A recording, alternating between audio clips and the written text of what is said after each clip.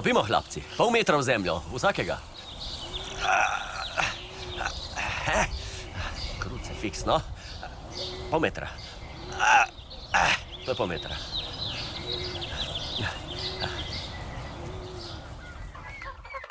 Hlapec Dejan mi je zjutraj prišel povedati, da naloga ne bo opravljena, krabe so pobegnile, ker je slabo postavil električnega pastirja.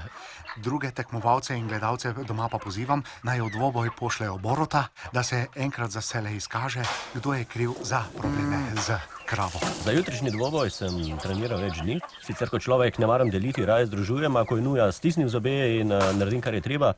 Čez 24 ur bo nekdo moral zapustiti kmetijo in vse. To ne bom jaz. Jaz bom prevzel odgovornost in dejansko kmetija sprave je moja ideja in seveda ne morem biti prvi izločen. Dejana bom razsul.